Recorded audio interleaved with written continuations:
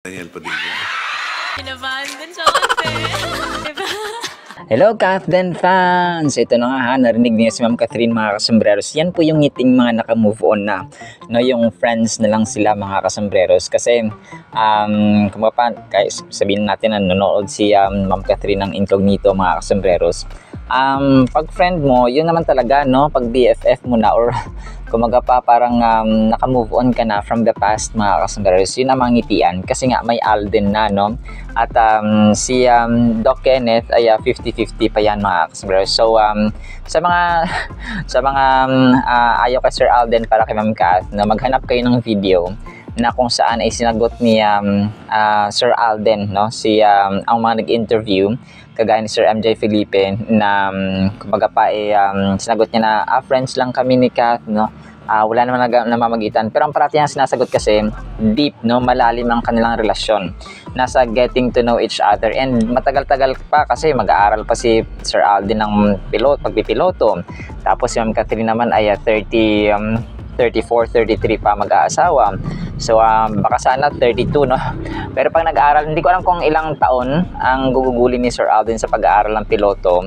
Pero malamang sa malamang nasa 3 or 4 years yan mga kasombreros. Depende na lang kung yung schedule niya ay kayang-kaya na regular yung kanyang pag-aaral mga kasombreros. Trending nga rin ito kagabi, no, itong Pilipinas Got Talent na segment, kasi nga meron dito si yung una sabi niya parang si Sir Ronnie o si Ronnie Alonte, yung kamukha nung si Raymart nga po.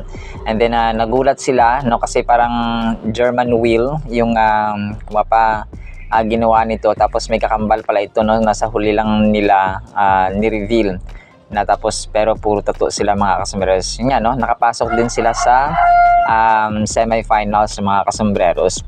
So nakakatawa kasi si Ma'am Catherine ay parang naka-move on na talaga siya mga kasombreros. And then ito, next item natin, so yung kanilang isa sa mga nakakabuntong hininga na performer or auditionee kagabi ay itong si Riri mga kasombreros, na kung saan ay isang acrobat performer. Tapos ang nakakagulat talaga dito na ginawa niya ay yung nagpana siya, no. Tapos ang kulit yung Catherine dito, nakita mo talaga dito yung kakulitan ng Catherine. Kasi after ng performance, sabi niya, "Uy, kinabahan siya konti." Tapos hindi niya alam na tatay pala niya. Tapos sobrang kulit talaga niya Ma'am Catherine mga kasombreros. Tapos yun nga, no, parang si Ma'am Catherine parang na-miss out yung kakulitan nila ni Sir Alden mga kasombreros. Pero alam ko magtatambal sila soon mga kasombreros, because gagawa ulit sila ng history mga kasombreros sa kasaysayan ng pelikula. So yun, sobrang kulit ito mga kasombreros, at sobrang galing din ito kasi nagtiring pa siya, no, ng kanya mga mata, tapos pinana yung balloon sa ulo ng kanyang tatay. So nakapasok din ito sila sa semi-finals mga kasombreros. So sobrang galing lang din ito mga kasombreros, and yung mga judges talagang yung kanilang kumbaga pa yung kanilang reaction ay kahit na yung mga audiences ay nakabuntong hininga mga kasombreros. And then ito, si Ma'am Catherine ay yung kanyang IV collagen endorser or endorsement video ay nilabas din po, no, parang compilation ng picture ng kanyang nag-take siya ng IV collagen na pampaganda ng kutis mga kasombreros. So nakakulay brown din ang inyong box office queen, at sobrang ganda, no, as usual and as expected po mga kasombreros. And then ito, no, sobrang kulit ito mga kasombreros, kasi yung isang fan ay inspirasyon niya daw si Ma'am Catherine sa pag-workout, no. Kasi nga parang nagpapaslim or nagpapaganda siya ng katawan. So si Kath nga nag-exercise, ako pa kaya. Sabi niya ganun dito. Si Kath talaga inspiration ko.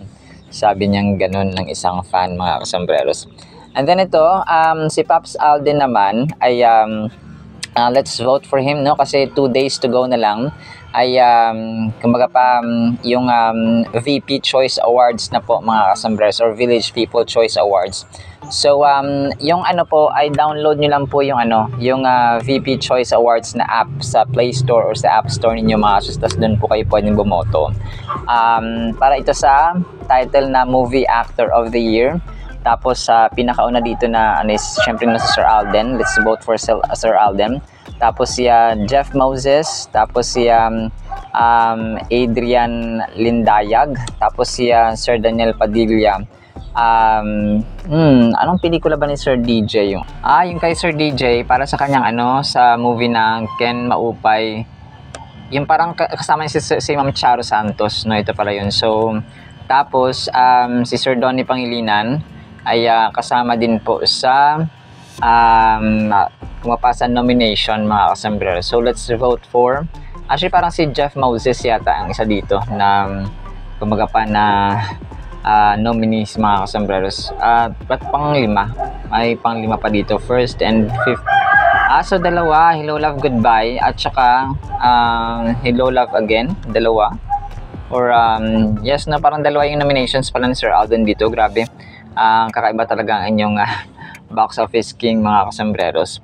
And then next item natin, so naglabas na ng parang race bib, yung Lights Camera Run ni Pops Alden na gaganapin niya sa May 11, no, 2025. So parang prices ito ng kumapa ng kanilang tickets para sa charity fund run, mga kasambreros. So merong 16K, may 10K at saka 3K run, 5K run. So 5,004. So depende siya kung parang magkano yung kung ticket dun sa layo ng yung tatakbuhin. So sa 16K run ay 16,400, tapos 10K 10,400.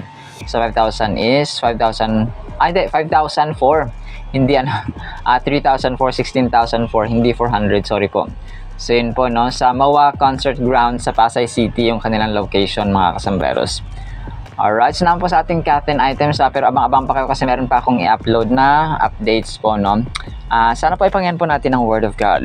At para po sa ating Word of God ay sobrang ganda po nito, mga kasambreros. Ang title po natin ay Kahit sa Bangin Man.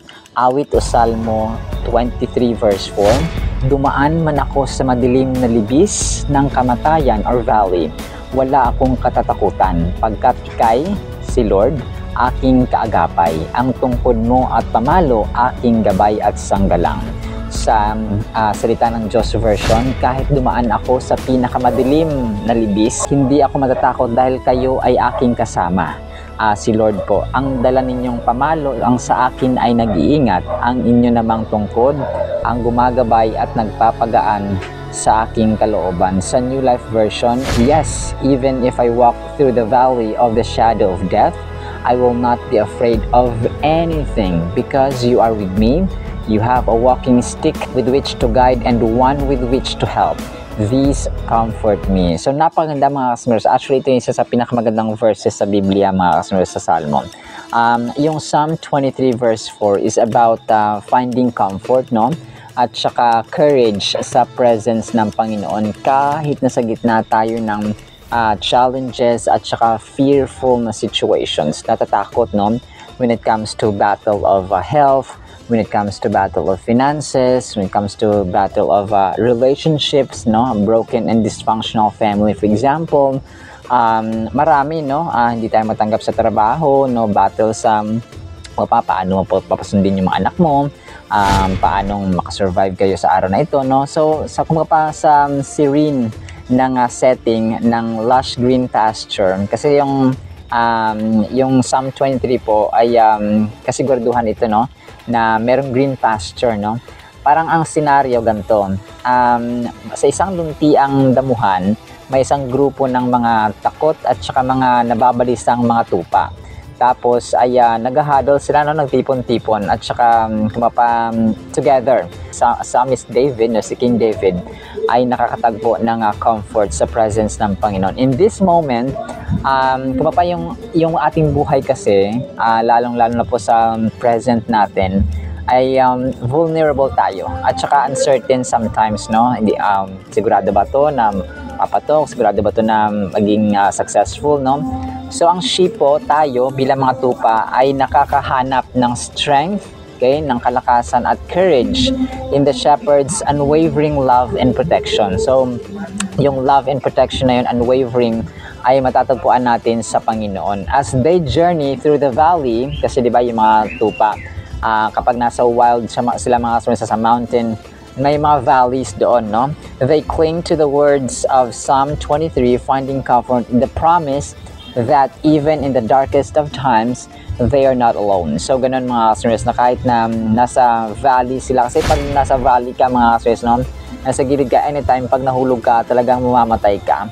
Pero tayo, no, sa gitna ng minsan life and death situation, ay may Diyos tayong nagpoprotekta sa atin. The shepherds, rod and staff, symbols of His guidance and protection. And they also serve as a constant reminder that they are safe in His care. So sa ibang version kasi, rod and staff, dito naman sa New Life version ay walking stick, no? Kumbaga pa, yun yung pamalo kasi ng Diyos, no? Hindi lamang siya para saktan tayo, pero i-guide tayo mga kasunod sa landas ng buhay. So same goes sa mga tupa, no? Yung isang nagbabantay ng kambing, nagbabantay ng mga itik, no? Meron silang parang stick na gabay, minsan pamalo, mga kasunod kapag ayaw sumunod ng tupa na nawawala ng landas or nawawala sa tamang grupo mga customers. So, additionally, faith teaches us to surrender our worries and anxieties to God, trusting in His wisdom and plan for our lives. So, yun siya, no? Ang yung faith, no, pananampalataya natin ay tinuturuan tayong isurrender lahat ng ating worries, yung ating mga anxieties, and magtiwala tayo sa kaalaman ng Diyos, okay? His wisdom is infinite. That is why He knows what exactly best for suits for us.